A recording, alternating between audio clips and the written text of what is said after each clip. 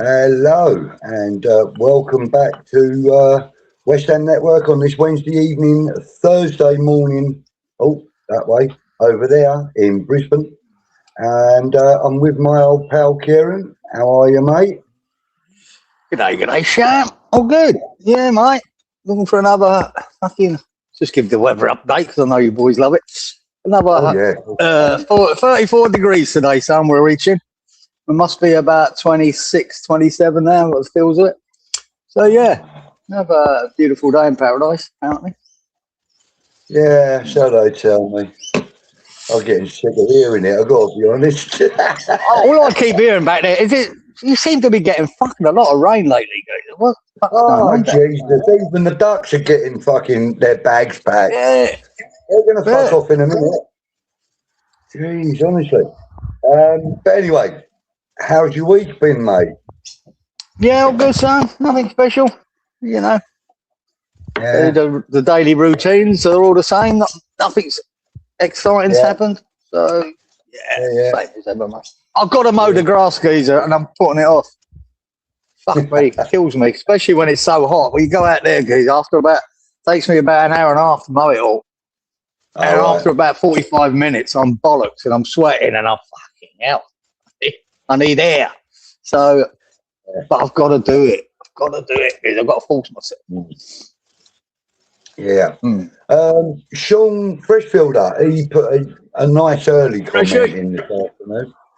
Another week, another Shark Watch, evening gents, evening chat. I don't think there is a Shark Watch tonight, mate.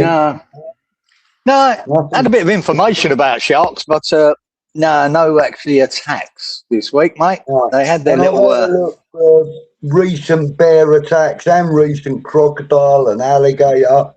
Mate, they're all having a... I think they're having a winter. Mate, they just had a little fucking mental one, didn't they? We had four attacks in 48 hours, and then they said, that's enough, we'll leave it alone for a while. Yeah. And the bears ain't doing nothing either, so, you know. Fucking lazy wankers over there, mate. Anyway, Steve Cox is in the house. Good evening, Steve. Hope you're well, mate. Trudge, good evening to you, sir. Trudge.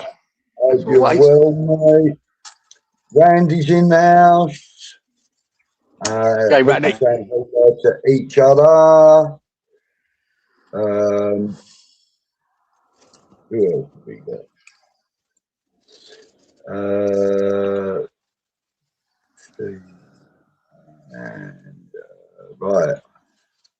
A 4.5 metre shark was spotted off Cape Naturalist on Sunday. Never. Right. Don't know what that is. Nah, that sounds like a proper wind up. That does. Yeah. Sounds like a wind up. Yeah.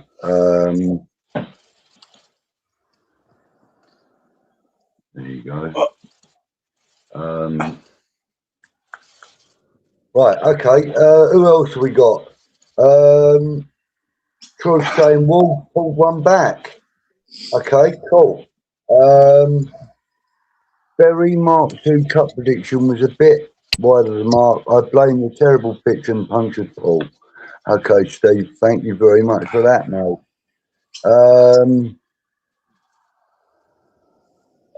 Yeah, they test, but a new one.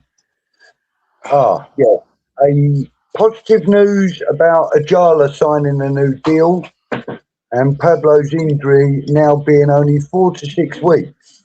Hopefully he can come back quickly. Yeah, both could be the news. Yeah. Verbally agreed contract, though, apparently. No, we'll see what happens.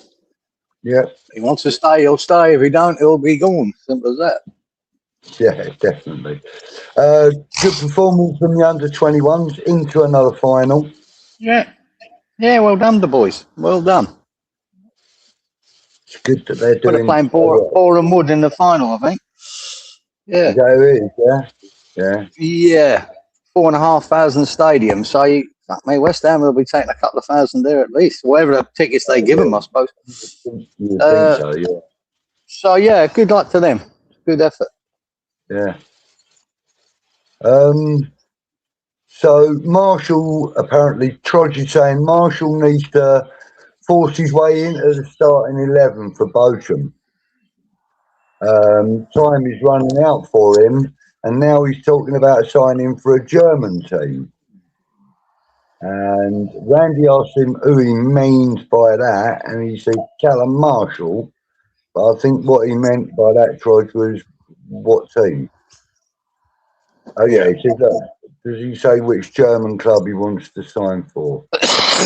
No, but considering his options, well, you can't blame him. Come on. No. It's one of them, mate. Yeah. At the end of the day, like, under 21 football is all very well, but I don't think it's at a standard that's pushing you. You know, if you really are, you know, that sort of high level of a youth player, you really need more of a test than that. And that's why, you know, putting players out on loan is such a great thing, as long as they're getting game time, because it's pushing them. I don't think the under 21s generally over a season is doing much for them. You know? Yeah. Wolves and Arsenal is currently 2-2. Well, it was. Oh, don't say that. That was a while. Fucking hell, man. No, that was a while. I hope that's fucking true. I hope that's true. Hang on, let's see. Is that the final score? Please, someone. Arsenal laugh out loud. Please tell me that's true. TV. Oh my God. Oh, is it a draw? Is that the final result? A draw? I think so, yeah. Oh, fucking hell, man. That's made my night. If that's the truth. Please tell me someone that's definitely it. Let's have a look. Let's have a look. Fuck me, sweet. That's fantastic. They're 2-0 up as well. Oh, man, this is getting good. This is getting good. Right, scores.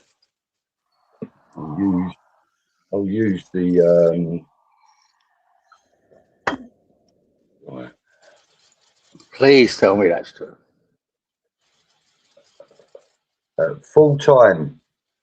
Wolverhampton Wanderers 2, Arsenal 2. You fucking beauty! Get in there. Court City, fucking nick it off them. Oh, what a result, that. Oh, can you, like, mate, who's that choice there about AFTV? Imagine the meltdown now coming from them wankers.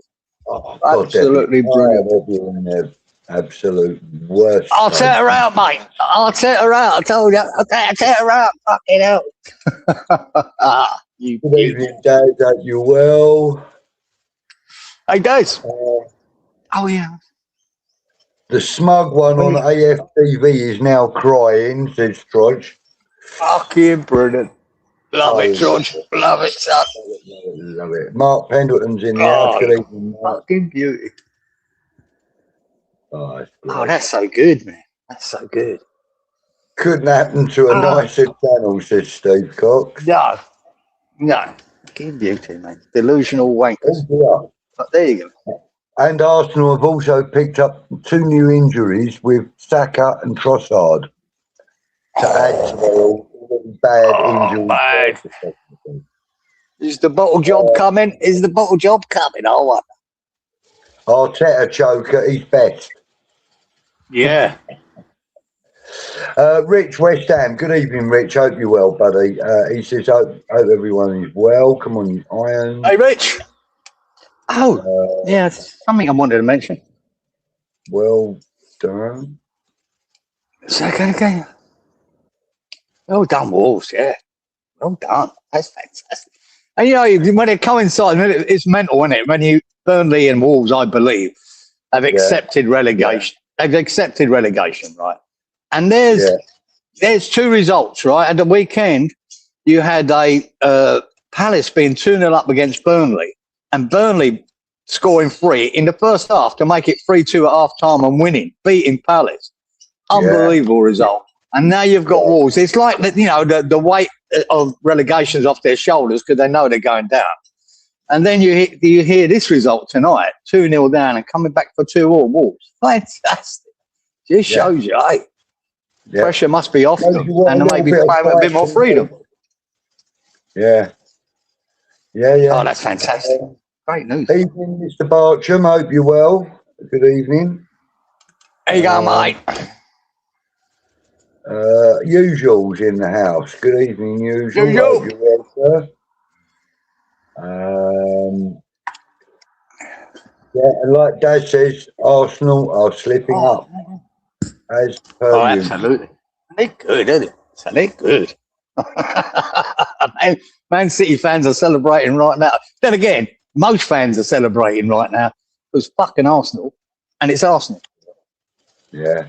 Isn't it amazing? I reckon that for 2 of the most hated clubs in the league are both North London clubs and Man United. But I love it, man. Well done. Yeah. So I'm happy now. Wolves 2, Arsenal 2. Man City versus Newcastle game is massive. Isn't it? Oh, it is massive, mate. Yeah. I'll have to support City for that because, you know, I'd normally support Newcastle for that, but I need to have City win it just to put the shits up Arsenal. Oh, mate, yeah, we got to stop Arsenal from doing anything. Yeah. Here you go. Darren, Randy says we only need one favour of Arsenal to beat Spurs this weekend, and then that's it. Yes, it's hard to even want them to do that now, isn't it? But we do, yeah, we do. We do need them to do that. But imagine the pressure they're under now. It is a North London derby. People rise to the occasion. They've got the new manager in now, Tottenham. That could give them players a lift. It could be a tough game for Arsenal too. Could be a really tough. There you go. Good evening, Fresh. Hope you're well, mate. Stephen Langham. Hope you're well, buddy.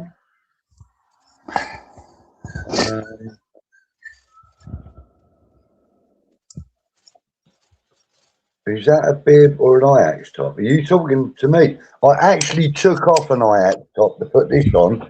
And look, it's got the St. George's cross on it. So, no, it's George and the Dragon. So, no, it's not an Ajax top, mate. Sorry.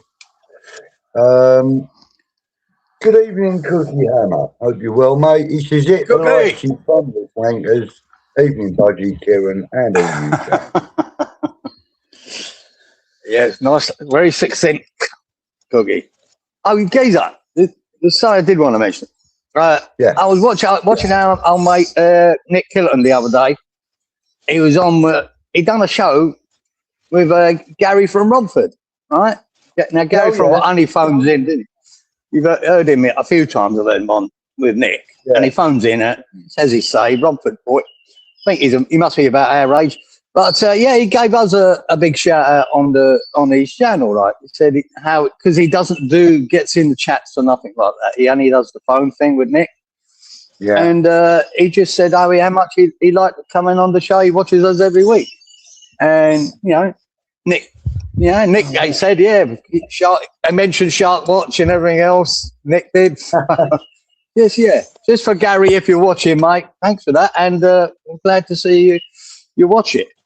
Yeah, thanks for that. Shame you're not in the chat, but there you go. Yeah. Nice. I'm sure I heard Nick. I'm sure I heard Nick whisper though, guys. I'm sure I heard Nick whisper, "Fuck them wankers." What about me? But I might have been wrong. He might not have said that. I think you might be stirring it a little bit, mightn't you? Just a tad. A little bit, yeah. Lee says, "See Arsenal fucked up again." Yes. We're all happy, Lee. We're happy boys now. Okay, now. That's fantastic. Oh yeah.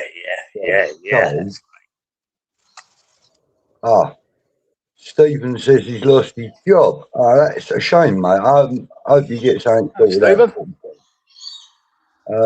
Have you find a new one? Yeah, mate. Hopefully. Oh man, it's fucking sweaty here, guys. Is it? I feel like stripping off. I feel like stripping off. Yeah, you know. Leon's in. Good evening, he says. Budgie, morning, Kieran. Hello, all hammers online. Here you go, bro.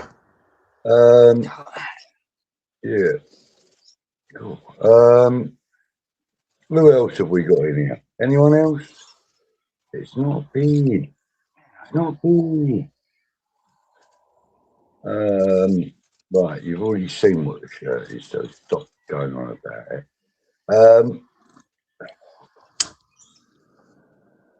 Right, okay. Leon saying hello to everybody. Right, okay.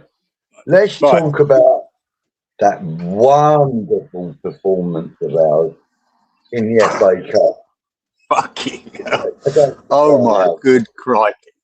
There's a caveat to that, what I'm just about to say, right? Because it always is what my opinion on cup games goes up. Is all that matters is getting through, right? And that's when I was playing, when I'm watching. I don't give a fuck about the performance, right? Normally, I just need to get through to the next round. That's all that counts. Having said that, right, fuck me, was that a hard watch. That was fucking dreadful. And that first half, Jesus, fuck, you know, paint dry weren't even close. It was terrible. I thought 𝙃𝙖𝙢𝙢𝙚 and 𝙃𝙖𝙢𝙢𝙚 were fucking really bad in that. Skulls weren't much better. It was just, because so many changes, threw them in there. It was just a horrible game to watch, guys. You know what I mean? It really was. And we had a little spell there in that second half where we obviously picked it up a bit, played a lot better. Yeah. It didn't help, and then yet again we have to use Somerville. I think he would have loved to have just rested him with all the others, not even get him on the pitch. But he came on and he makes a difference with the goal. And the Potts sending off, I think that was clumsy and stupid by Potts. That really was. Yeah. It was. Yeah. And it didn't need to make that sort of tackle there. But it is what it is, mate. But yeah, it was just a terrible game, but we got through. We got through, and that's. And Brentford in the next round. A little bit more maturity is sort of needed. Yeah, that was. You know. There was no need for that. I mean, I wouldn't mind if that was a last-ditch tackle trying to score a goal, but it weren't. It was right up and beyond the halfway line there. It was no need for it. It was it was clumsy. It was clumsy, but there you go. You learn by your mistakes, hopefully, and there you go. And there's a free match ban, which doesn't help either. But there it is. There it is. But yeah, terrible game to watch, guys. But we got through and into the next round, so that's really all that counts when it comes to cup football. That's what I would say. Yeah, yeah. Well, you know, hopefully lessons have been learned. I mean, it's a typically West Ham thing to do, to struggle past a lower league team. But it is. But he got made. We made 10 changes, Geezer. Yeah. The positives are experienced it up till now, so. We could leave fucking Bowen and Souček on the sofa. You know, they're the positives. We got to rest the players because we know that Bournemouth is the biggest game of the season now. It's as simple as that. There's no ifs or buts about that. And then when it comes to the next game, we need to win. That'll be the biggest game of the season. But at the moment, Bournemouth is so much more important than any other game we've played lately. So it's good that we got some rest. I think Bowen, Souček probably needed it. And, it would have been a full rest for Somerville if we weren't struggling. But there you go. I don't think it killed him. Disasi getting on as well. He had a rest, but it's good to see him get more minutes because, you know what I mean? He's still, these last few games is the only football he's played in the fucking year. So, and he's looking still as good. Yeah. Fingers crossed. He keeps that form up. He's looking like a decent centre-half. Really is. Pleased with him. Yeah, yeah. I mean, evening, Colin. Thank you for joining us, mate. Hey, Carl. Yeah, I think that, you know, I think the one thing that we really do need to do, though, is to explain to these younger lads that although they're getting opportunities to play big boy football, it doesn't make you a big boy. So don't behave like a big boy and behave like you should. Be, you know, play accordingly to your place. You know, I mean, I'm not saying we should stifle them. Let them play. Let them, you know, express who they are. But when it's like, you know, this thing with Potts, I felt that he should have been a lot more mature to know not to do what he did. Because, you know, we've looked at him as being very mature over the last year in his performance. But then I think you're right. But what we've seen from him, you know, in the last year has been quite a maturity for a young man. Yeah. And then that sort of exposed him a bit. And I'd see, like I say, I haven't seen much of Kant. I've seen bits where he's marauding sort of box to box in the under-21s here and there. And he looks like a prospect. But me seeing this game, realised that he's a long way to go. You know, we weren't playing a Premier League team. I just thought he was a little bit maybe overawed by it. Maybe him and Magassa just didn't work. You know, it's one of them. You take it. You don't want to slag the boy off too much. He just had a poor game. But so did Magassa. Expect more from him too. Yeah. Because when Magassa came on against Man United, I thought he was superb. But I just thought he was poor in this game. But then most of them were. Most of them were, Gazer. You know, it was a shit performance on a shit pitch. But that's what I love about the FA Cup. I'm not moaning about the pitch because I love the FA Cup when you see pitches like that. There was another game I watched there. I think I don't know who it was. I did know, but I forgot. My God, the fucking goal mouth was like going back to the 1970s. It was fucking mud all over it. Was that brilliant? Weren't Stockport or something like that, was it? Can't remember, bloke. Can't remember. But the fucking pitch, it really reminded me of the 70s. And the weird thing about it, that pitch was really bad. But back in the 70s, Wembley used to be fucking worse than that. It was just a sandpit, Wembley. If you remember going back to the Chelsea Leeds Cup final, the fucking Wembley was a sandpit. It was a fucking disgrace. And National Stadium. And that was our National Stadium. Exactly. It don't make sense, but it was. It was worse than the fucking First Division pitches, and they were bad. Upton Park used to be a mud pit. But it was just good. I think that's what the FA Cup's about, though. Fuck it. Right, don't give a fuck you're a Premier League team. That's the pitches you got to fucking compete on because it's the FA Cup. Love it. Yeah. One for Gary. Yeah, that's him. Lee, yes, we can see your comments, mate. Yes, Lee, mate. I may have missed one or three, but yes, we can see them. Buddy boy.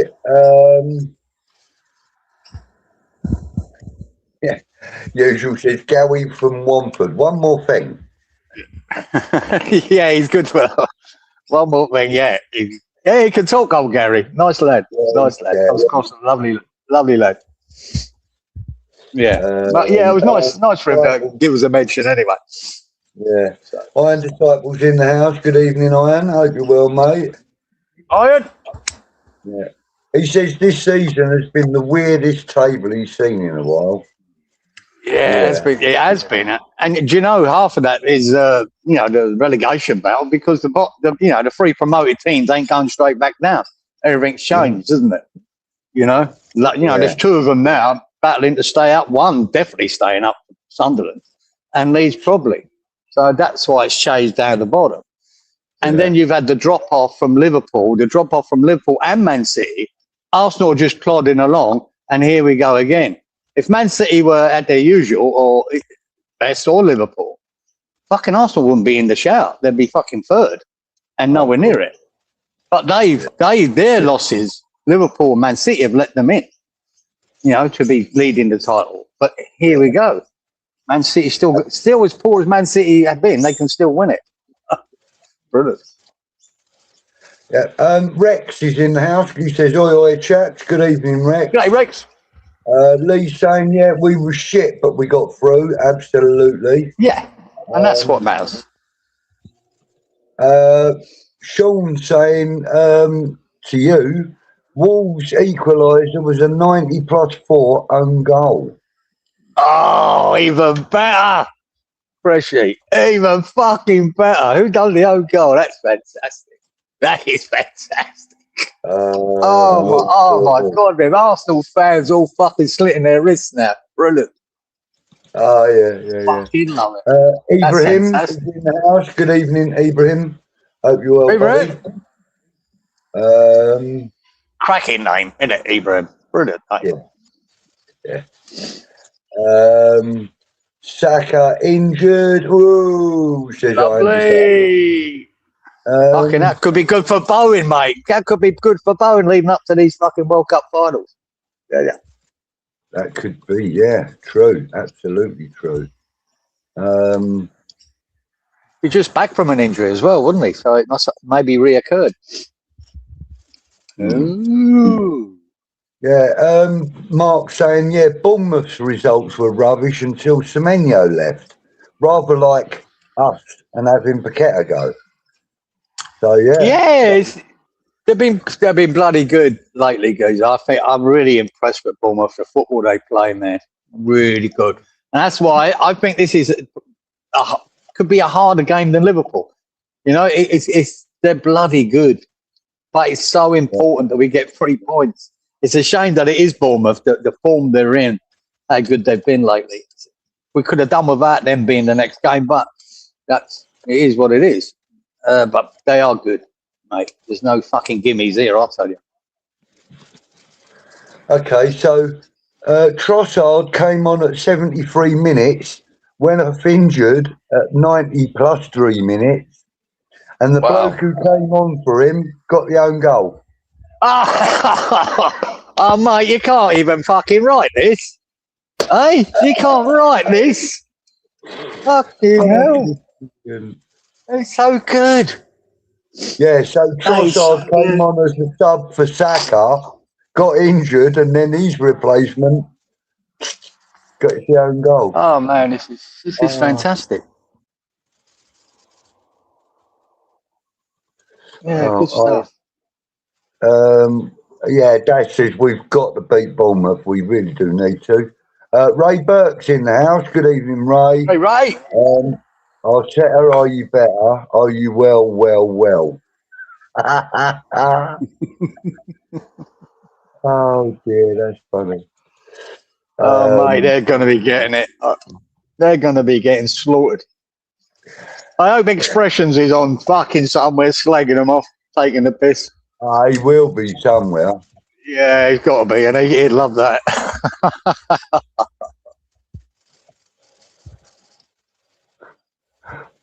Yeah, good stuff, mate. Good stuff. Sean saying, was it fair to you? Hey, God, and all respect. Fucking hell. His references coming up. Stop it. I just hope it says Stephen. I'm sorry, mate. It'll work out. Yeah, so Stephen. Get yourself back into work. Yeah, mate. The cat. Good evening, cat. G'day, cat. All the young prospects that we seek abroad had to make mistakes to become the players that they are. It is only magnified because of the situation that we find ourselves in right now, he says. And that's a really good observation. Really good. Yeah. Yeah, it is. It is. But you're right. Because of the situation we're in, we don't need stupid mistakes or whatever, but they're going to happen. It's as simple as that. And because we're so lean in the squad we've got and replacements, it doesn't help for Potts to do what he did, you know, because we could have done without him being missing for 3 games. We might have been playing him in. But we've got Magassa. Yeah. We've got backup, you know. So, yeah, but you're right. It's going to happen with these young lads as well. Magassa's got Magassa's still, and this is the thing. I know we signed Magassa, paid big money for him, really, but he's still a young lad. You know what I mean? You know, he's still a young boy.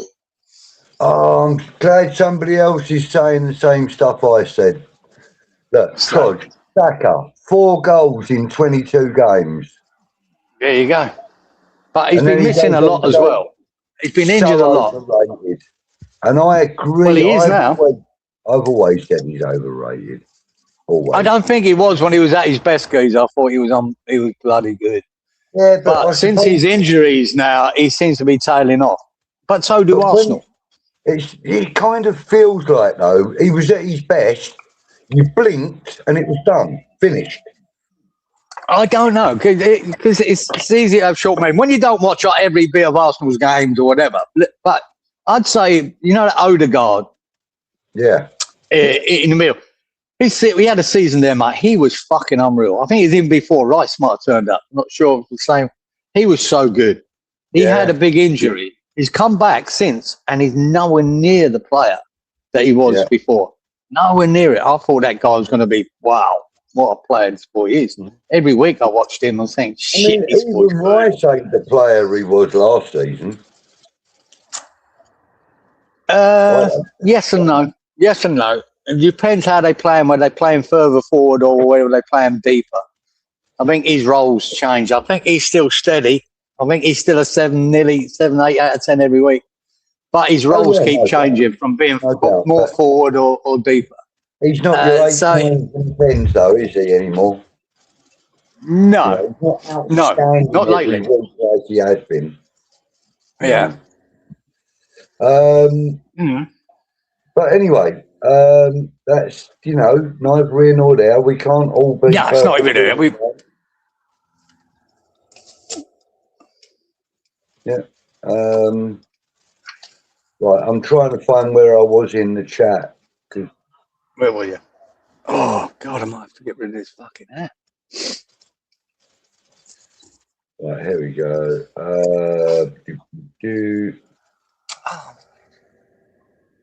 So the cat says, we're in the hat. We need decent ties.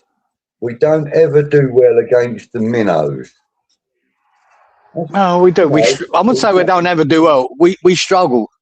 We've had some bad upsets over the years. Like, remember the Oxford one?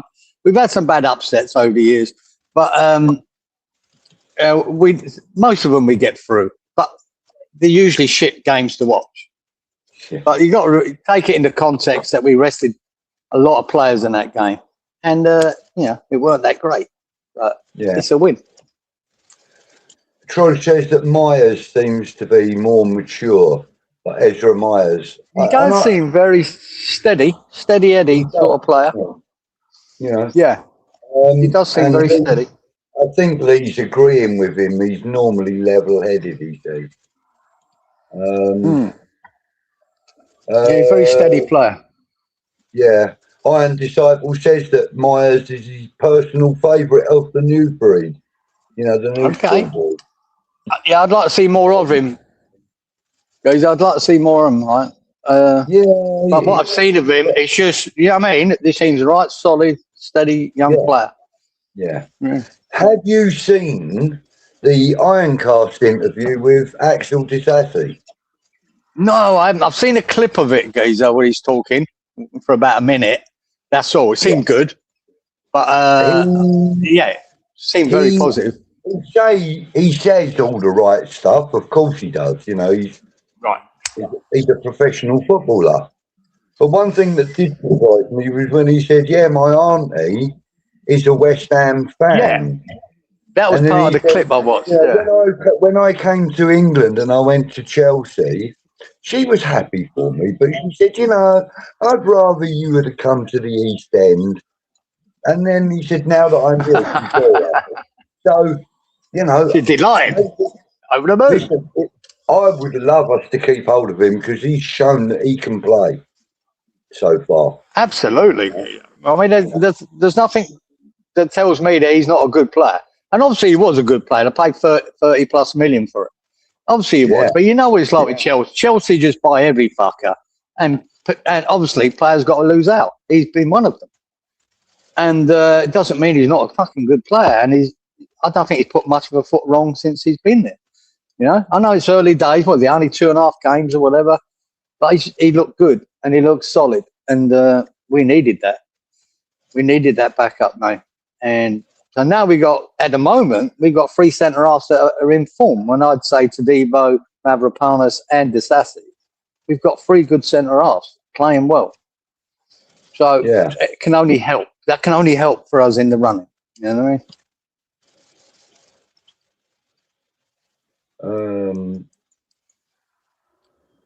What else have we got here? So we've got actually next game this weekend. We've got Bournemouth.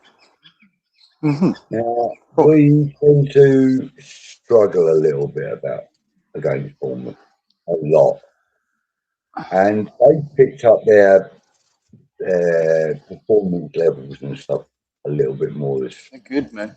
Last few weeks. So. I think we're going to struggle against them. I think we're going to have a bit of an issue with them. Oh, this is a tough game, guy. I think most teams will struggle against Bournemouth the way they're playing. They're good. Simple as that. So we've got to get a bit lucky in this. We've got to play really well, get lucky, and turn them over. That's it. It's a cup final again, another one. You know. Yeah. Like I said, if we could win this and go to Liverpool, we lose. Right? Okay. It's Liverpool away. We don't normally do well there. You know, we've had about 2 wins in about fucking 600 years. So that isn't crucial. But Bournemouth at home is, and it's a tough ask. It really is. But hopefully, mate, we're up for it. Yeah.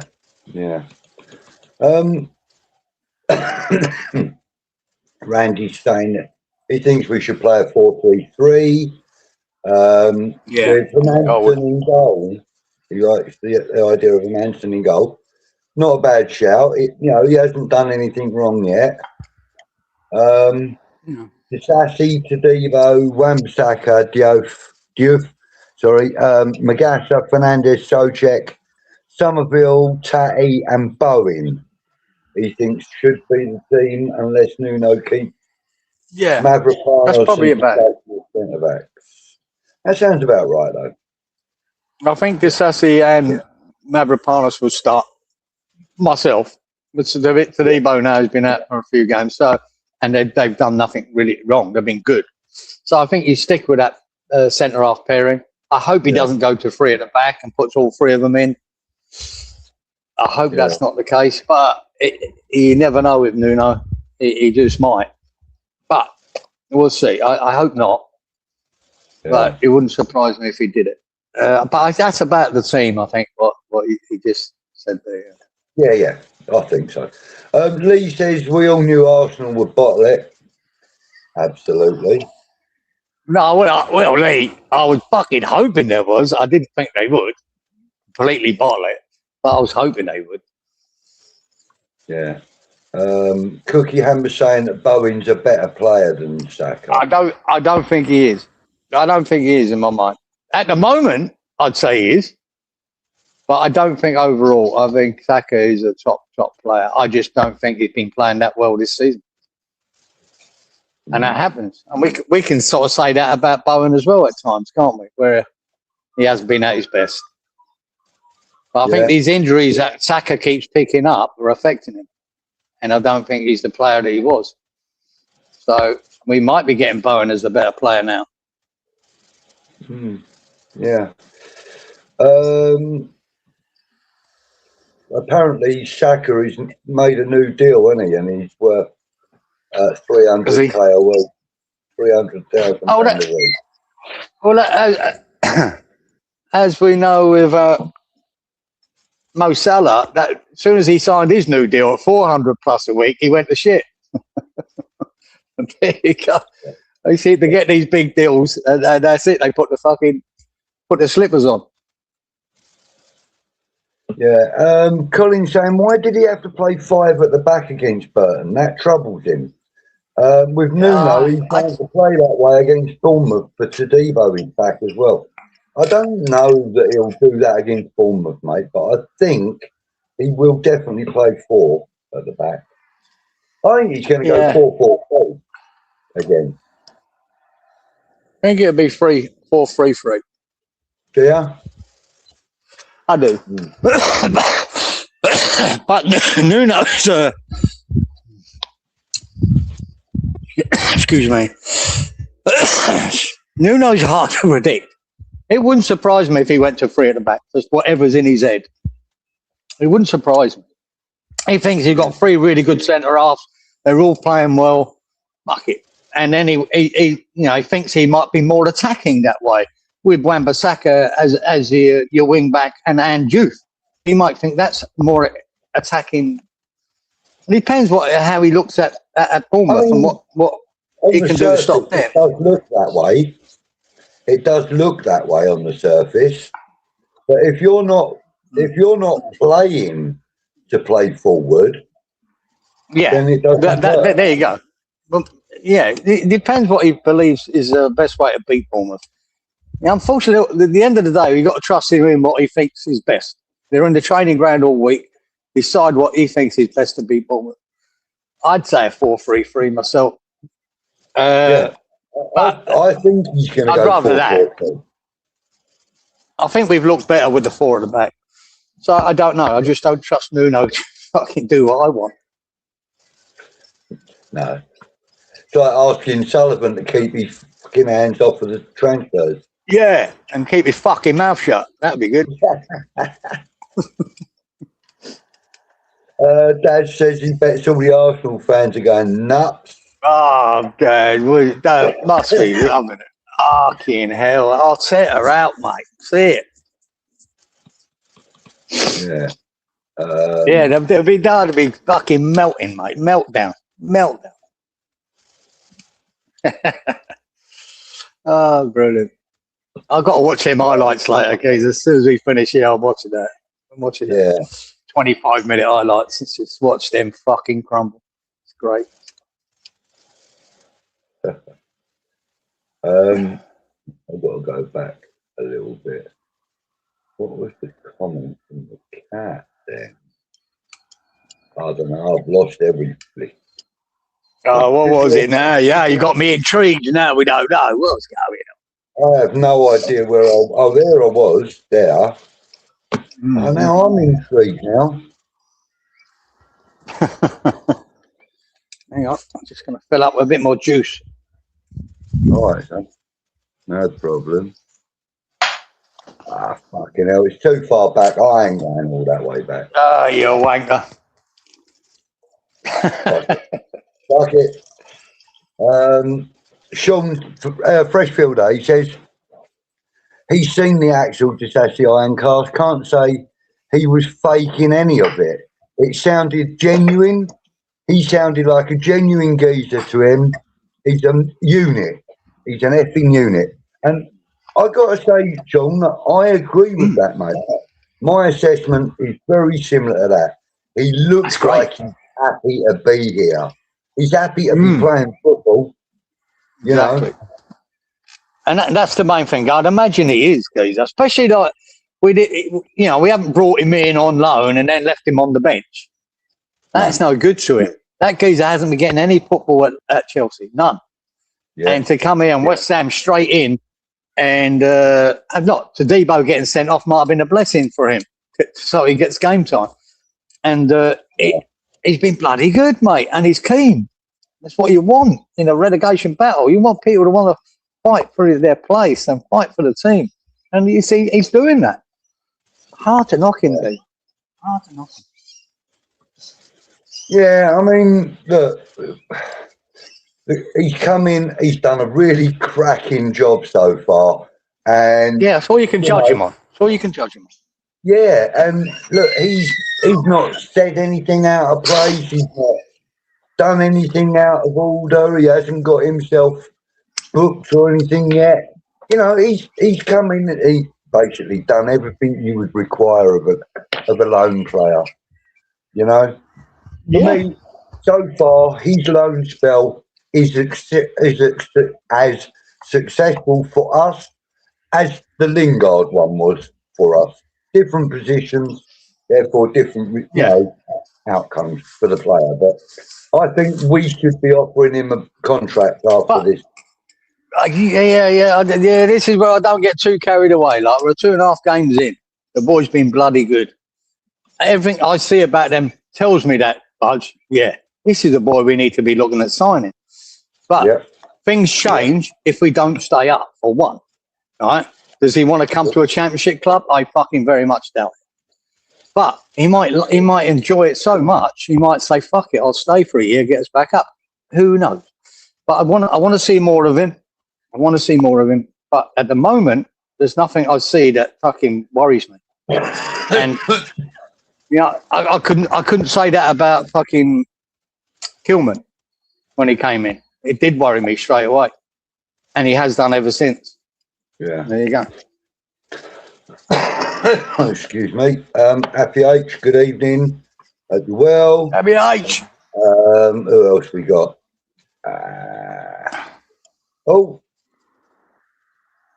What's that? Usually says West Ham 5:30 Saturday. Oh, where the one is the later game. Oh, fuck! That's no good to me, Shad. It's 3:30 in the fucking morning. 3:30 in the fucking morning. I ain't doing that. Oh, that's no good to you, mate.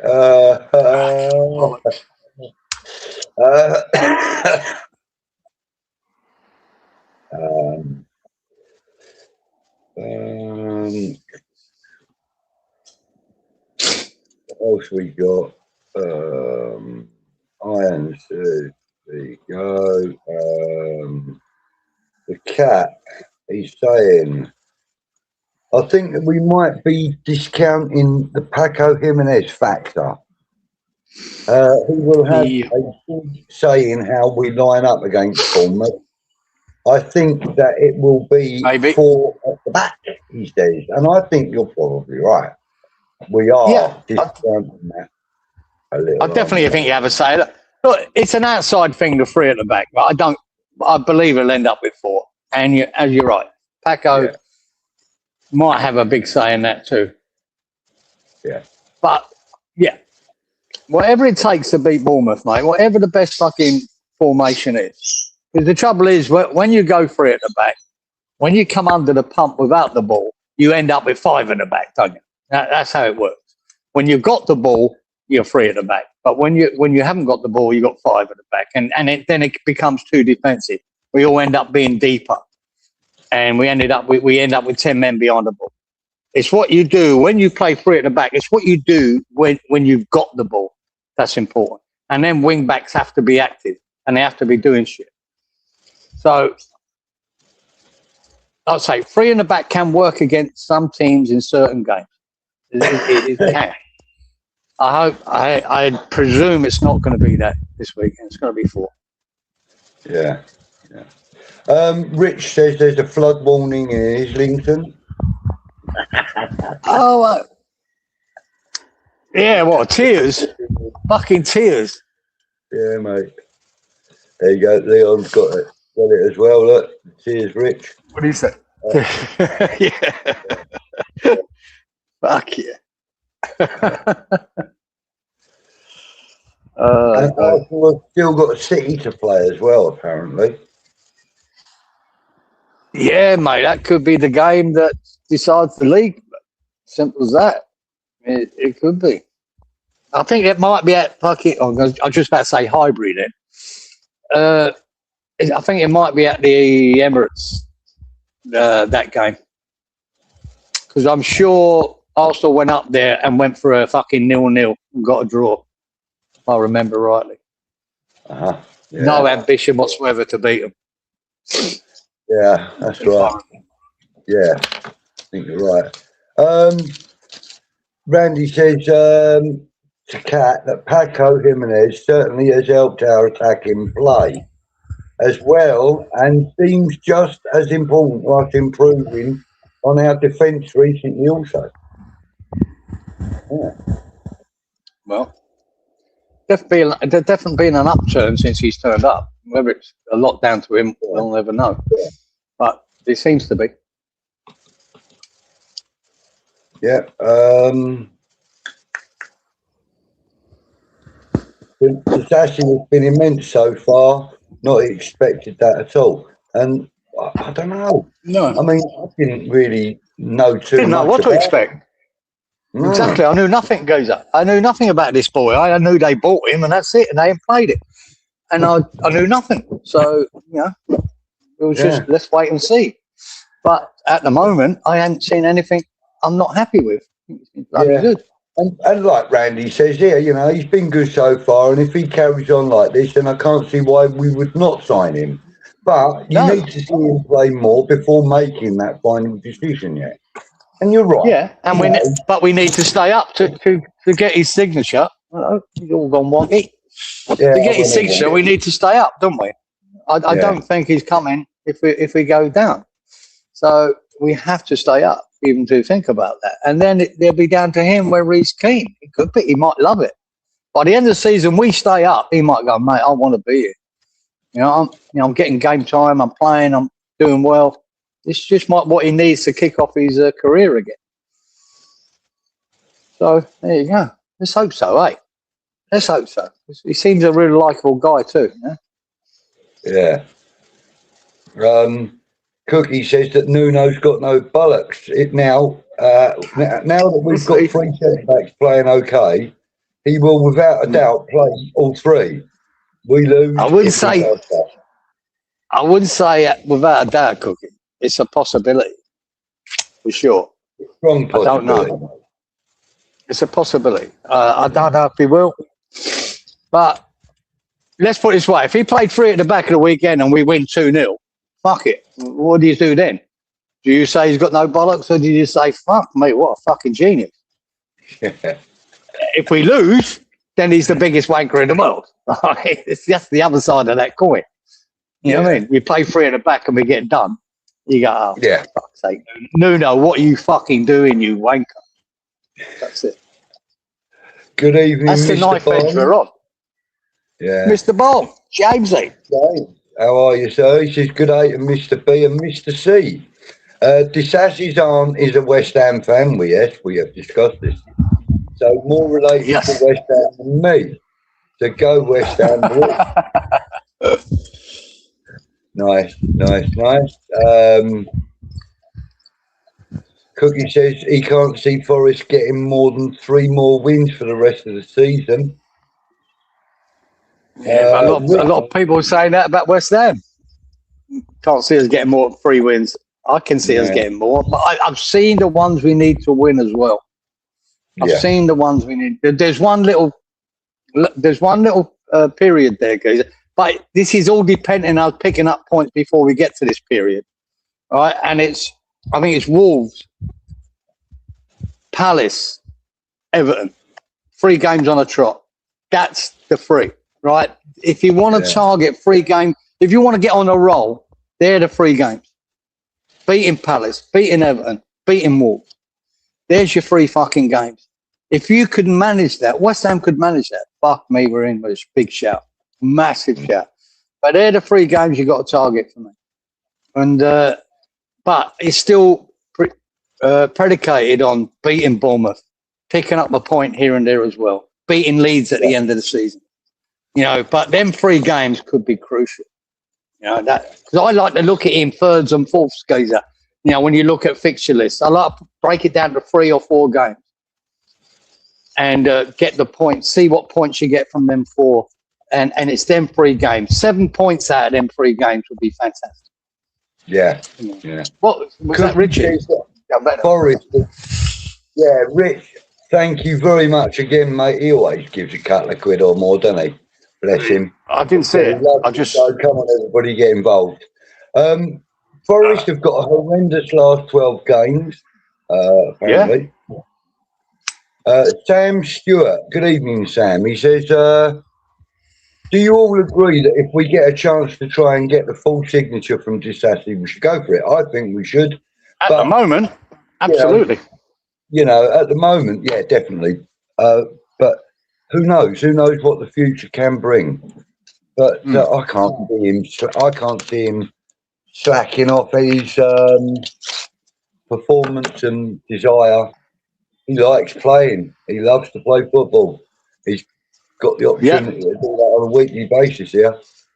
You know, I think he's enjoying himself, Geezer. That's part of football. I think if you're not enjoying it, you don't perform. I think he's enjoying the fact that he's back on the fucking grass, mate, and he's running around and fucking playing. He's loving it. You know what I mean? Rather than sitting in the fucking periphery of fucking Chelsea, which they do to so many players. They've done it for the last 10 years. So many players are just wasted sitting in the fucking on the bench or not even on the bench. I hate that. I've always done that. And so I think he's enjoying it. He's grateful and he's good. Fucking happy day. Mark Pendleton saying Forest subs who don't even get a look in, we would die to have on our bench. Well, we'd have one or two of them, mate, that's for sure. They've got a decent squad for us. That's the thing. Do you know one team I did see that the rest of the fixtures for the year, and I think it might be too late. I think they might have enough points to get out of it. Was Brighton's. Fuck me. Yeah. They've got a hard run in, and they're on a bit of a downfall, right? But I think they might have picked up enough points to fucking get away with it. But Jesus, they've got hard, really hard running. Yeah. Ours is pretty tough. Let's be fucking real. Oh, fucking ours is. But like I said, you know them 3 games I mentioned, Geezer, and then having Leeds at the end of the season, they're games you could target to say, yeah, we can get points here. When you look at that Brighton last 12 fixtures, mate, it's tough. Especially when you're not playing that well. They're not playing very well at the moment. They're not picking up the results they should. So, you know, anything's possible. Yeah. Sam Stewart said, what are your thoughts on if Nuno does get sacked, Paco takes over? I think that would be the natural progression, wouldn't it? Well, it's not this season. This isn't happening this season. He ain't getting sacked.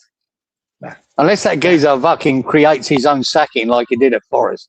He ain't going nowhere. Right? So, there you go. I don't know whether that Paco's one to lead or not. Dunno. Who knows? Kieran needs an earlier kickoff, says Ray. Fucking hope I do, geezer. I like them ones at 12:30. Look, that was the Burton game, wasn't it? I stayed up to watch that, geezer. Fucking, I was gutted it went to extra time because then I was up to fucking, 1 o'clock, 1:30 in the morning. But when you get to 12:30, because at the moment we're 10 hours, it kicked off at 10:30. Yeah.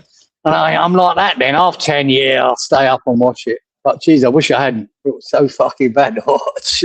Fucking hell. But the extra time didn't fucking help. Yeah. The cat says Disasi has better knees than Zuma. I hope he stay up. And he is the centre half that we've been looking for. And to be fair, I think he could be that. But, let's not jump the gun, Let's not jump the gun. Yeah. Not say it's all good signs. It's all good signs at the moment, Gazer. It's all good signs. That's all you can go by.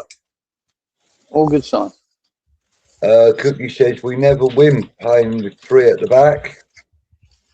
No, and I'd say it probably won't happen, but yeah. Don't rule it out. That's all I'd say. Don't rule it out.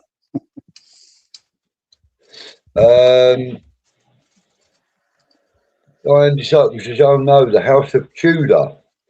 Ange has said that the other night that he would not go back to Spuds ever. Yeah. I watched that interview on the Overlap with Ange. I loved it. When he said they ain't a big club, he just told everyone straight they ain't a big club. They got no ambition to be a big club. Basically, that's where they are. Yeah.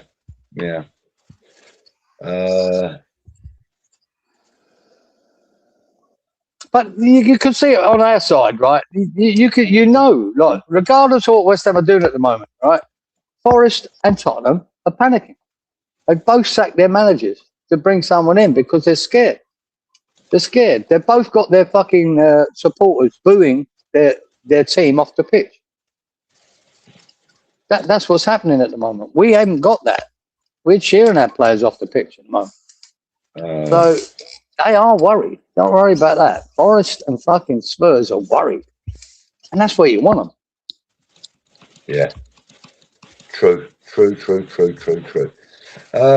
can't go with 3 centre-backs. I think it would be the best to go with 3 midfielders.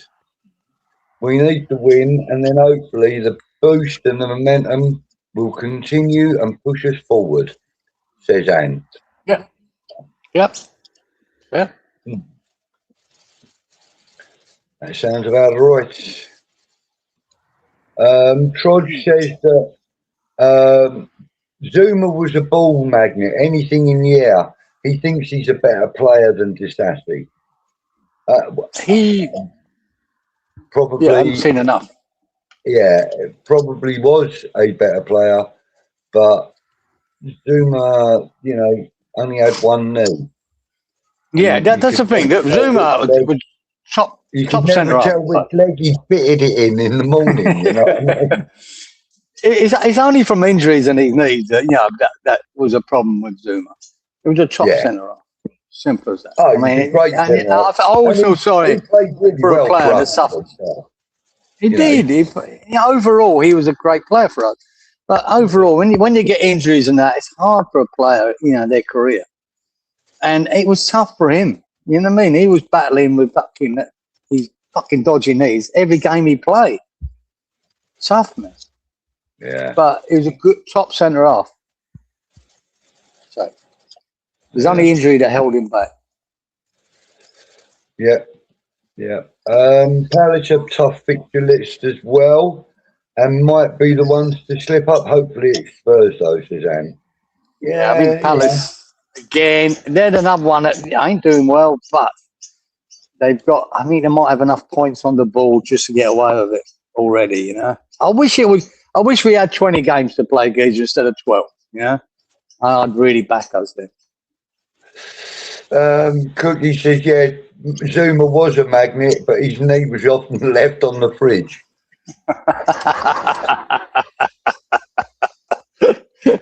Nice one, Cookie.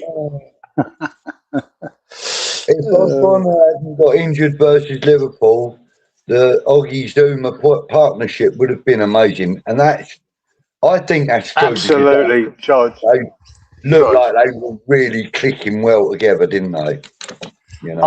I loved Ogbonna, mate. I thought he was absolutely fantastic. Absolutely fantastic. And when he did get injured, we suffered. We suffered from that at that time. I remember it. I do remember a certain YouTuber making a video about it's no problem if Ogbonna was injured. I think it was a major problem, and we suffered from it. Yeah. I really did. Yeah.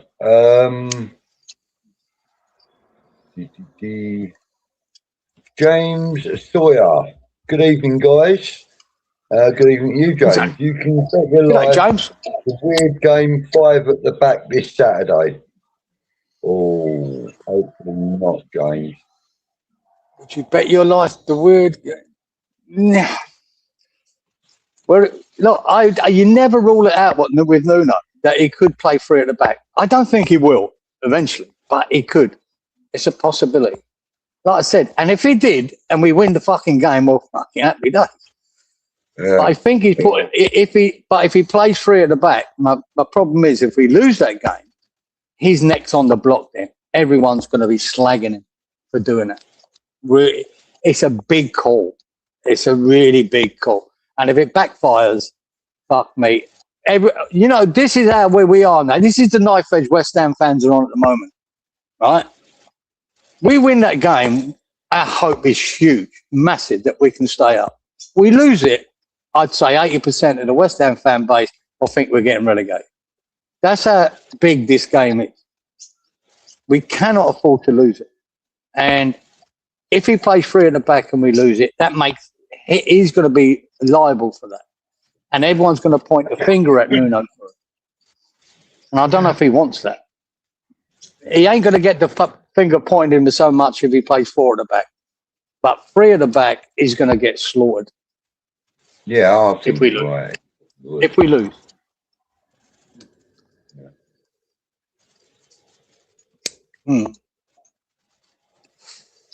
Ant says if we go 2 up this weekend, then I can see him going 3 at the back, which might be a mistake.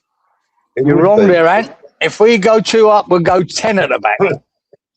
That's where we're going with that, mate. 10 at the back and no fucker. I fucking guarantee it, Ant. We fucking go 2 up, there's 10 at the back fucking holding on for dear life. And we usually foul at that. Yeah, we do. If we go 2 up, Arsley, against Bournemouth, do you think you will do the same, go back to a back 5? No, yeah, well, like Kieran just said, he double up on that back 5. Yeah. Every man and his dog. Yeah, and he'd probably have the substitute goalkeeper standing next to the post, 15 goals.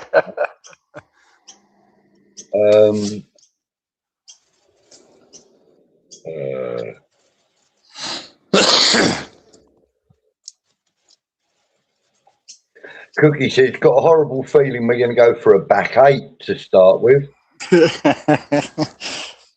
Mate, I'll tell you what, the first half, Cookie, could be very cagey. Very, very cagey. There you go. Yeah. That's the way it might start. I think the first half could be a very boring fucking game of football, Geezer. And we might be fucking very, very pragmatic in our approach. Yeah. Pete, good evening, mate. He says he can't see any option but to play Magassa for Potts. He still has no faith for 𝙃𝗶𝘁𝗵. It's a shame our squad is so threadbare of strikers. Yeah, it is. No, I think Magassa's the pick, guys. I think Magassa, Fernandez, Souček is the 3 you have in there. I can't see anything else. You know, you're going to have that Somerville and you're Bowen on the right, and then you start Tatty up front.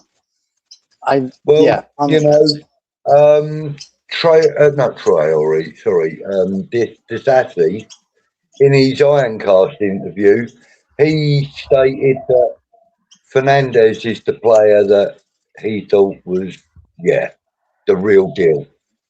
Yeah, he is. It seems it goes up. At this moment in time, he looks like a real player. Real player. Yeah, he looks like the real deal, doesn't he? You know? He does. And I think,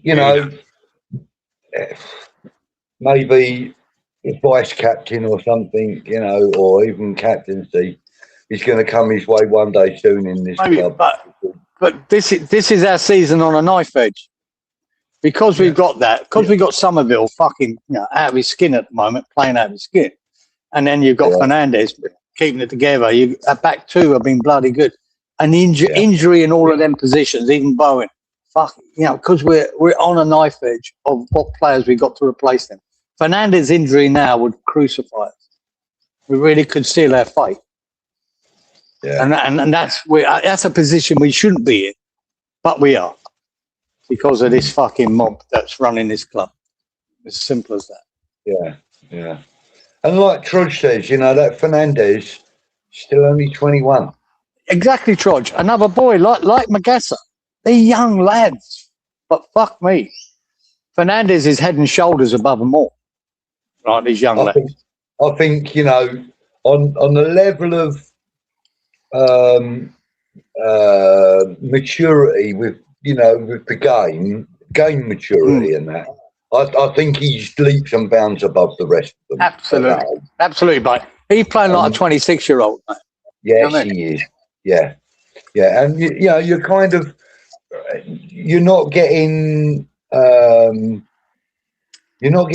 people sort of saying he's not value for money, and we're not disputing the cost that we get him. You're getting the opposite, Geezer. I mean, he weren't cheap, but you're getting the opposite. That he's crucial. Yeah, not value for money, but he's crucial now. That's what everyone's thinking. He's crucial. So for him to be injured now would, oh my God, it'll scupper us. You know what I mean? So he is crucial to what we're doing at the moment. Crucial. Which is a great thing and a worrying thing. One player. Remember also that Potts is a year older than him. Yeah. 22. Yeah. But you can see the difference in maturity as a player between them. Yeah, Fernandes is far in front of him. Yeah, and also, you know, you got to think also that, you know, Fernandes is Portuguese, so, you know, he's had a different upbringing from Absolutely, Pop, completely. You know, and it says with Magassa in the midfield, if it's hang on, the chat's disappearing on me. Right, with Magassa in the midfield, if it's needed, he could slip back into defence to help out as he has played there.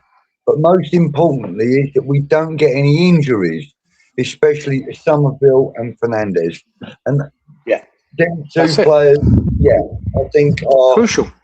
And obviously Bowen as well, I would say. You know, you wouldn't want Bowen taking an injury, small, you know, short term or long term. Because he's important. That's what I'm saying. It's a knife edge, geezer. Yeah. These Somerville at the moment, the form is in. Fernandes, the form is in. Bowen, because he can always get an assist or a goal. You can't be losing these players now. You know what I mean? To lose them is crucial to us not to have a chance of staying up. It's simple. And I'd say Fernandes, out of all of them, and Somerville are the two most crucial because Somerville's on that role. He got 6 goals in 7 games. He's on that role of confidence and goal scoring. Yeah. And Fernandes is just playing so well. Yeah, you can't see our midfield without him. And we saw it against Burton, how poor it was. You know, we saw it. And you need him. At least he can defend and create. Because we don't have since we lost Paqueta, we haven't brought in another creative midfielder. Fernandes has got to fill part of that role. Yeah. So it's crucial. And like the cat says, you know, he's got an unbelievable footballing IQ for his age. For his age, he has. And you get these players now and again, don't you? You do get them from, you know, youngsters. We've had loads at West Ham that came through the academy, had an IQ, you know, far beyond their years, right? From Joe Cole to Rio Ferdinand to, you know, fucking Carrick. Michael Carrick. We've had these players come through and have that, and he seems to have that far beyond his years. Yeah. And long may it continue, but he just needs to keep fit. Yeah, I agree. And Allison says, if we go down, we'll lose Fernandes for about 20 million. However, if we stay up, he's worth at least 60. No, I think we're still. And we won't get as much as we'd like to if we went down, but I think we'd still get 40 to 50 mil for him, right? Because he's that type of player. He's making that kind of an impression. I think we won't get what we should get for him. That boy will. If we stay up, that boy's his price tag's gone up to 60 mil. Absolutely. But when we get that, if you get relegated, you probably won't. Unless there's some clause in his contract, if he's got a buyout clause of 30 million or 40 million, then, well, we're fucked. We have to pay whatever it is. There's a lot of very positive comments coming in about Fernandes, obviously, because clearly he's a very good player and a very popular player. You know, he's a breath of freshly needed air, you know. Absolutely. And the cat says, it looks like we've forgotten about Paqueta already. No, I don't think we've forgotten about him. I just think that we've been able to move on without him. I think we've been better without him. And that's the proof of the pudding, right? Yeah. I think we've been better without him. Because of his head, his mindset and his head. Like I said, I will say, go back to when he got sent off, you knew then it was time for him to fuck off, right? And I think Fernandes has thrived on that since he's not been in the team. Yeah. I think Fernandes has got better and he's taken on more responsibility in that midfield. So, yeah, we have got better without Paqueta and I think it's all down to mindset with Paqueta. Yeah. His head was fucked. You knew it when he got sent off. He done his best to get sent off. He got sent off. His headspace weren't right. You can't have players like that when you're in a relegation battle. Everyone's got to be on the same page. And I think our team are. This last few games, these half a dozen game keepers, I can't knock anyone's effort in that game, in these games. No one's. The effort is there, man. So, yeah. Try to say, you know, the most impressive is how he can win the ball back. Yeah, can do that as well. Good. And you can expect passing and etc. from him. Yeah, actually, to be fair, 𝘃𝗶𝗃 forgot about us. Yeah, you're probably right, Leon. Yeah, Leon, his head was gone, guys. I think it was time. You know what I mean? It was as simple as that. It's one of them things. I'm not going to slag him off for it. It's just time was done, and it was time to go.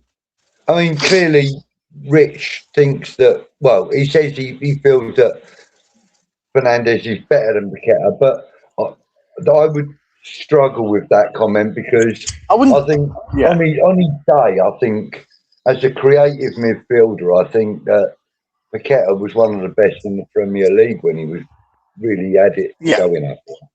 I wouldn't say he's a better player, but Fernandes is better for us at this moment in time than 𝘃𝗃𝗃. Simple as that. He's a better option for West Ham United right now.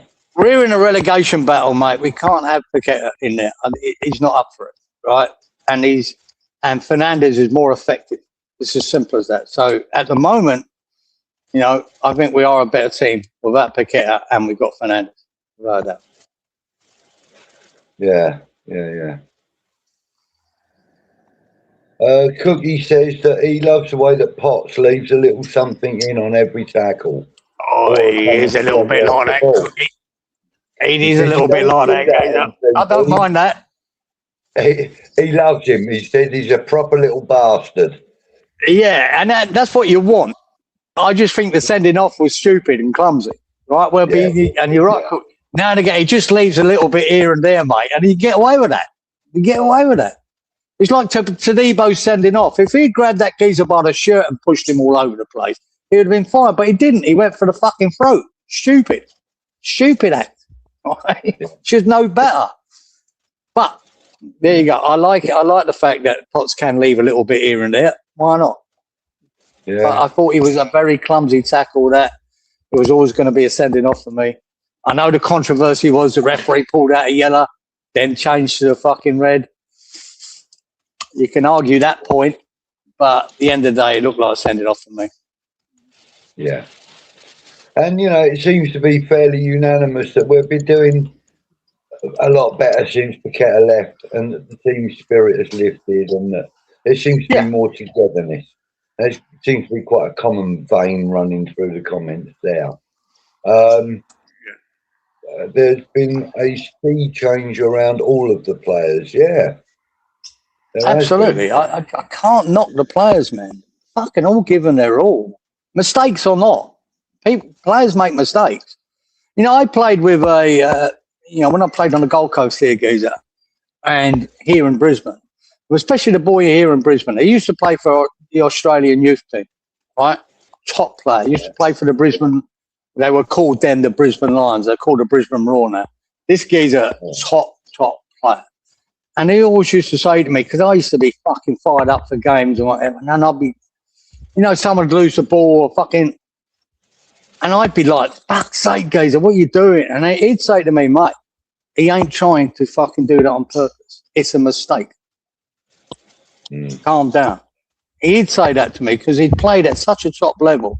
He said, people don't mean to make mistakes. They do. You've just got to get by it. You know what I mean? Different when someone's being greedy where he can tap it to you, tap it in. Yeah, let's slag them off.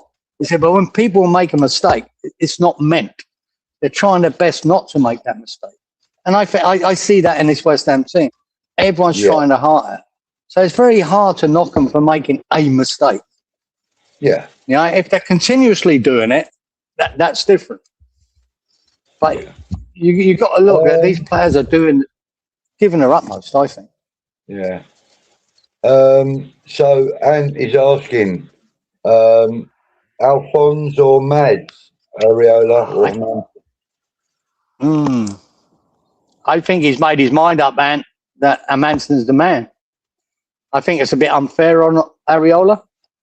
I really do. I don't think he's done much wrong. But it looks like he's made his mind up that Manson will be the #1 keeper. That's how I look at it. And that's it. But for good or bad, right or wrong, that's what decision he's made. So him being an ex-goalkeeper, I don't know if that makes any difference. But I think he likes the fact that Manson can play better with the ball at his feet. Maybe his distribution is better. Even though I watched one game there, Manson was, every time he kicked it, it went straight to one of their players. So I didn't get that. But the ball at his feet, when he has to pass it out, he's definitely more comfortable with it. Yeah, that's the point. He's more comfortable with the ball at his feet than any of the other two keepers we've got. Yeah. And like I say, I think it's a bit unfair on Areola. But he's the manager, mate. He watches them all week in training. He's made a decision and he has to live or die by it. Or the West Ham fucking football club do. Yeah. Live or die by your recruitment, mate. That's what you say? Yeah, mate. That's what I say. So time to get behind him then, says Trudge. Absolutely, mate. Absolutely. That's it. The decision's been made, 𝙃𝙖𝙢𝙢𝙚. It's not, doesn't matter about our opinion who should play. He's made the choice of a Manson. Okay, let's see. Let's see. So Rex is saying, yes, Kieran, that's my old school. My local team was Dandenong Thunder. Dandenong Thunder. Dandenong. That's Dandenong. That's down in Victoria, isn't it? Dandenong. Rex. Oh, I don't know, mate. He'll tell us in a minute, no doubt. Yeah, I'm pretty sure that's Victoria. Isn't it Dandenong? Yeah. Steve Cox is voting for Areola. Trudge says to get behind Manson. Areola, Lee. He has. Yeah, he's been good for us. Yeah. It's nice to have two. I always say that. It's nice to have two good goalkeepers. And I think, in the last couple of years, Fabianski, Areola were two good goalkeepers. It's nice to have a choice. And you haven't got a donkey, the second choice. He's trying to turn a Manson into the top first choice goalkeeper. Hopefully it works. I don't know. And he does have a bit of youth on his side, doesn't he? He's a little bit younger than Areola. Yeah, he had a couple of bad games when he started at West Ham. That fucking cost him, a Manson. Yeah. Doesn't make him a bad keeper, though. Again, it doesn't make him a bad keeper. And he has conceded least amount of goals per minute played than any of the other keepers. Well, than Areola. Yeah. Sorry. He's only conceded one goal, hasn't he? Yeah, in his last few games, yeah. But it's a tough one. I can't. Yeah, like I said, if I was the coach, I'd be the same. I'd have to make a decision. It's a tough decision. He seems to think that Manson will be better for us, so we just got to go with it. Trudge seems to think that 𝘲𝗓𝗏 and Areola both panic the defence. I think there's a bit of truth in that, Georgie boy. I think there is. I did see a lot of panicky moments, especially when 𝘲𝗓𝗏 was in there. Fucking hell. And Areola. There seems to be no communication there at all. But what do you do? Yeah, he says down in Melbourne near Frankton, Kieran, Victoria. Yeah. Is that Rex? Yeah, Rex. Yeah. I thought he was Dandenong down there. Gotcha, guys. The boy I used to play with, he used to play for the Brisbane Lions back there, is Russell Stewart. And his brother was the same. His brother, John Stewart, he played for us here in Brisbane as well. But he was off it. He was playing at Bristol City for years. Russell was the most gifted player I've ever played with. And but he had no interest in going to England. None. I mean, he didn't want it. He was a top player. He was a pro. Then ended up playing, when in his later years, but I played with him, he was in his late 30s. But fuck me, what a player. What a player. You know the difference in levels. He played for Australian youth team. He played for the Brisbane Lions. This boy was quality. And but he had no interest in pursuing it over in England like his brother did. And there you go. And he could have made it, I'd say. He was so good. He was fucking quality. Yeah.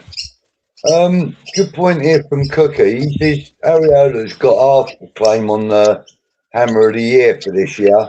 If it wasn't for him, we'd have 12 points less. Could be, mate. Cookie, mate, I say it's a tough decision and it's hard on Areola. But yeah, what do you do, man? I mean, look. If the next 12 games Manson plays out of his fucking skin, you could be saying the opposite. That shit, he could be Hammer of the Year. He saved us, you know. Yeah. But we don't know. That's I say it's a big call from fucking Nuno. It's a big call. Again, he's gonna either thrive on it or suffer from it. Yeah, yeah. Helen, she said, just came in. She said, she's seen that Arsenal and Wolves ended 2-2. Wolves picking up the number expected. Should we be worried? No. If we're worried about Burnley or Wolves, mate, then we're fucked. So same old thing. We forget about them two. Burnley won at the weekend. Burnley and Wolves. Wolves got a point tonight. It doesn't matter.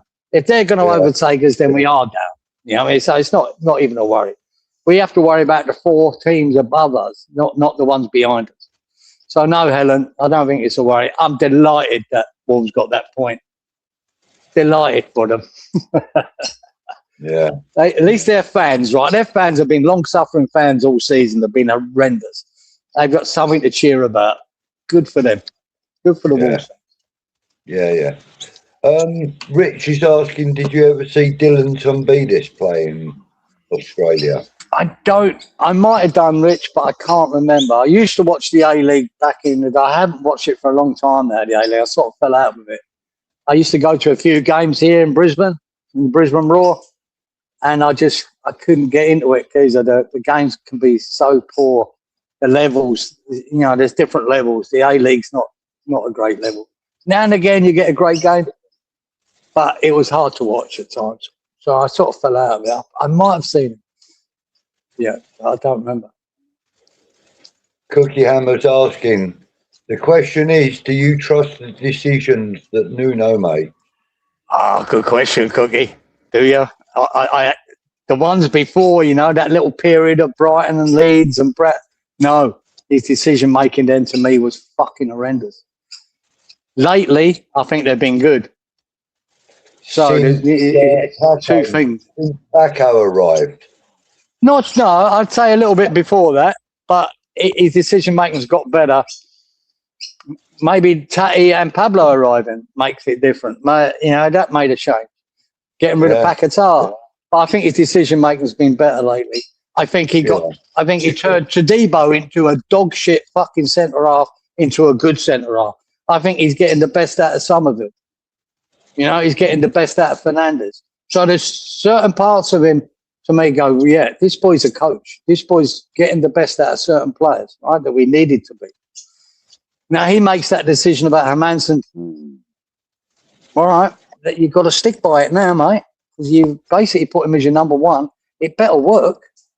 If Hermansen has a couple of, you know, horrors, lets a fucking ball go through his legs, or then everyone's going to be questioning him. And he knows that. His head's on the block. These are decisions that put your head on the block. But he seems to be confident to make them decisions. So a lot of managers be scared of making that decision. So but it needs to work for him. So, and then Cookie asked, will Nuno cost us survival? Another good question. Cookie, if he has, I think he's costed us, 10 games ago. With that little run there, that 4 games where we ended up with 1 point, Brighton. There were the games, I think, points were on offer, where we lost to Forest. And that's what cost us. That's why we're in the position we're in now. Mm-hmm. And then last but not least, could say that. Last but not least, do we fear relegation? Of course we do. You'd be crazy not to fear it. We're one of the favourites to go down with the other 2. Can we save it? Yes. Of course we can. But shit, to me, it's a 50-50 thing now where we go down. Yeah. Where the bookies will tell you, the bookies will probably tell you we're 70% odds on to go down. But I think it's 50-50 at the moment. I think it is, you know. I don't think we're going. I really don't. I don't know. If only going for 45 minutes, says Mark. Yeah, we'd have a few more points, wouldn't we? Rich says, wouldn't buy a Ford that I made. The flywheel might be wonky. Okay.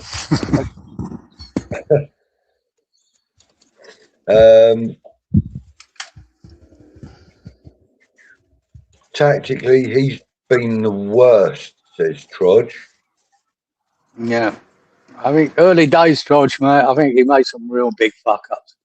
But he wouldn't. You know, that midfield of Irvine and Souček at that time, and then repeat it against Leeds and that. And, you know, it was a fucking, I don't know what whether he was making a point, trying to get them to spend money on players, or, you know, that has been rumoured. But I think that was just ridiculous. And I mean, that cost us points, man. We could be 6 points better off by now. And that changes the whole landscape, doesn't it? So if he has fucked up because he fucked up early, I think he's got better lately. And he has to be better for the next 12 games. It's as simple as that. Yeah, he has to get it right for the next 12 games. And that doesn't mean winning all 12 games. That means winning at least 5 of them. Because that's what we need. We need at least 5 wins. Yeah. And that's where you've got to target the wins. And I do believe you're not going to get that without beating Bournemouth. That's how important I think this game is. Yeah. Yeah. Absolutely. James Bond says, to me, this goalkeeping decision is the same old thing as the Fab and Areola thing. We're strong there. And if we do get relegated, it won't be because of keepers. Come on, you on. Well, it could be right, James. We don't know. But it might help us to stay up, changing that keeper. I don't know. Yeah. That's the future. We've got to see how Manson. I think he needs to get a few clean sheets under his belt. But there's a lot of times. Areola didn't get clean sheets, and nothing to do with him. It's because we were shit. Our centre halves were playing shit. Todibo was shit. Kilman was shit. That didn't help. And it's hard to blame the keeper for that. Yeah. And look, in response to, hang on, I've got to go back a little bit. In response to your comment, Cookie, would it be the end of the world for West Ham? No, of course it wouldn't. Of course not. But we want to avoid relegation. Otherwise we're going to have a fucking 62,500 seater stadium with 2,500 people sitting on the seat. I don't think it'd get that bad, but hypothetically, I'd say it's not the end of the world, but it's pretty disastrous financially. It'll be pretty disastrous. You might have 60,000 this year. You might be lucky to get 30,000 next year, and it'll have a massive impact on the club. And especially if they're as skint as everyone's saying, right? What do you do then? And then you have to sell your best players. It could mean years in the Championship, not just a season come back. It could mean years. So it could be pretty disastrous. Not the end of the world, but not good.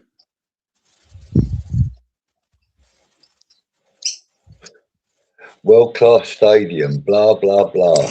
Dog. Yeah. We've heard that before, eh? Ain't we just? Right.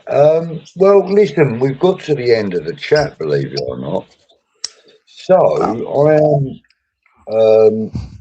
going to call it a night, mate. I'm bloody knackered and I've got to get up well early in the morning for work. Righto, all done. Yeah. Good, I can go and watch the highlights of Wolves and Arsenal and quite enjoy them. Excellent. That's my first thing I'm doing, mate. Fucking beauty. I want to thank everybody in the chat for all your comments. Just before you go, Geezer, I know you want to go and you're tired. The result, what do you reckon, Geezer? What do you think, Bournemouth? I think tough game. Struggle. I think we're going to struggle. I think it's going to be a very tight 2-1. But we will 2-1? Yeah. We will win. Oh, it'll be a struggle, right? Yeah. Yeah. I'm on the borders of we beat them 2-1 or we draw 2-2. And 2-2's not enough. Yeah. That would, you know what I mean? I don't think a draw's enough. I think we need to win. But can we win? I think we can. Is anyone there? They're a tough team, guys. Honestly, that boy who runs fucking Bournemouth, is that 𝙃𝙢𝙢𝙢𝙢𝙢𝙢𝙢𝙀, yeah. I like the way he plays football, man. I really do. I'm a big fan of how he's got them playing. Without any real superstars in there now, after losing Semenyo and that. I like them, man. They're a good side. Good side. Oh yeah, they seem to be very resilient and focused. Play good football. They're focused. But they do concede goals as well. That's why a 2-2 draw wouldn't surprise me. But I'd like to think we can. But we need to beat them, guys, at end of. That's it. Yeah. Need to beat them. We're getting in the chat, we're getting mixtures of 2-1s, 3-2s, 2-1s, 3-1, 2-2s. So, yeah, hopefully. It's tight. Hopefully we will get that. I am going to call it a day here, though, mate, because I'm very tired. My eyes. Let's do one. And thanks, everyone. Everyone in the chat next week. Thank you very much for commenting and popping in. And don't forget to hit the like button and all them things. And if you can give us a height, give us a height. Much appreciated. That'd be lovely, wouldn't it? Wouldn't that be lovely? But there you go. Thanks, sir. Again. Gary, if you're watching, well done.